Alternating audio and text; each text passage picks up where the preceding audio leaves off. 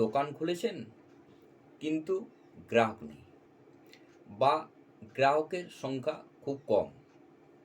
নিশ্চয়ই অজুহাত দিতে ছাড়ি না, এখন ব্যবসার অবস্থা ভালো না।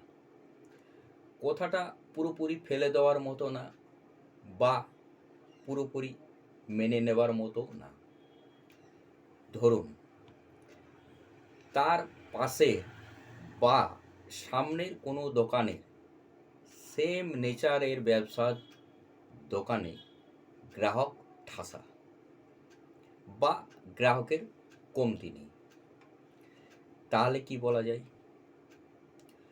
দোকান খুলে যে কোনো ব্যবসার গ্রাহক কিভাবে বাড়ানো যেতে পারে, এই শিক্ষামূলক আলোচনায় আমি বাদল বিডি লার্নিংয়ে আপনাদের স্বাগত। চ্যানেলটা যদি নতুন দেখছেন বা এখনও পর্যন্ত সাবস্ক্রাইব না করে থাকেন, অবশ্যই করবেন, এবং ভিডিও ভালো লাগলে লাইক করতে ভুলবেন না। দোকান খুলেছেন, গ্রাহক নেই বা গ্রাহক কম। কেন নেই বা কেন কম, প্রথমেই তার কারণটা খুঁজে বের করার চেষ্টা করুন। আর এটা আপনাকেই করতে হবে।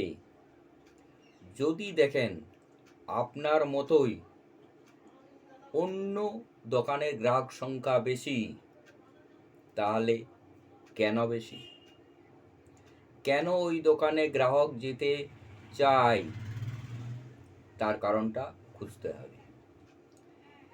গ্রাহককে আকৃষ্ট করার বা সোজা কথায় গ্রাহক টানার কিছু ট্রিক্স বলুন, উপায় বলুন, বিষয় বলুন, মেনে চলা দরকার। যেমন, 1,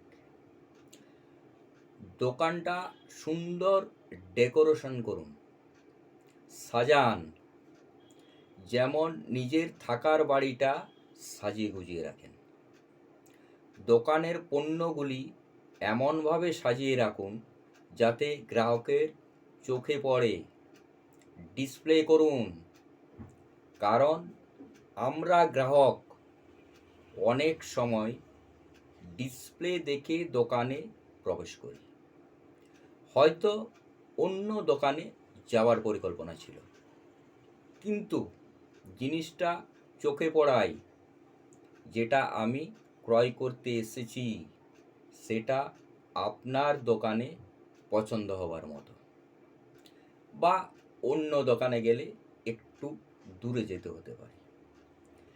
তাই ডেকোরেশনের সাথে ডিসপ্লে করা দরকার। 2, রিজনেবল প্রাইস, অর্থাৎ ন্যায্য দামের সাথে সাথে গ্রাহককে কোনো সময় গিফট বা ডিসকাউন্ট দিতে হতে পারে। এতে গ্রাহক যেমন দামের ব্যাপারে ঠকা থেকে দূরে থাকবে, সেই রকম গিফট পেয়ে আরও খুশি হতে পারে। এখন দেখবেন বড় বড় শপিং মল বা অনলাইন শপিং এ সারা বছরই ডিসকাউন্ট আর গিফট দেওয়া হয়ে থাকে। 3, দোকানের বিজ্ঞাপন দিন। এখন সোশ্যাল মিডিয়ার যুগ, সবারই হাতে স্মার্টফোন। বিভিন্ন সোশ্যাল মিডিয়ায় বিভিন্নভাবে অ্যাড দেওয়া যেতে পারে, বা নিজের দোকানের আইটেমের সম্বন্ধে বলা যেতে পারে।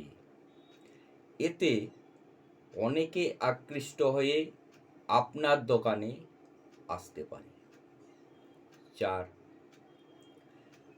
দোকানে গ্রাহক প্রবেশ বা ঢোকার সময় তার সঙ্গে হাসি মুখে ওয়েলকাম জানান। বসার জায়গা থাকলে বসতে বলুন এবং উনার প্রয়োজন সম্পর্কে জিজ্ঞাসা করুন। 5, গ্রাহকের কেনাকাটা হয়ে গেলে যাবার সময় ওনাকে আবার পুনরায় দোকানে আসার নিমন্ত্রণ জানান। বা যদি কোনো গ্রাহক ক্রয় না করে যদি উনার পছন্দ মতো জিনিস না পেয়ে থাকে, তাহলেও যাবার সময় দোকানে পুনরায় আসার অনুরোধ করতে হবে, ইত্যাদি ইত্যাদি। সব শেষে বলবো, গ্রাহককে কিভাবে নিজের দোকানের প্রতি আকৃষ্ট করবেন তা নিজে স্টাডি করতে হবে। আর দোকান আপনার নির্দিষ্ট সময় মতো খুলতে হবে এবং আপনার নির্দিষ্ট সময় মতো বন্ধ করতে হবে। নমস্কার, সুস্থ থাকুন, ভালো থাকুন, দেখতে থাকুন বিডি লার্নিং।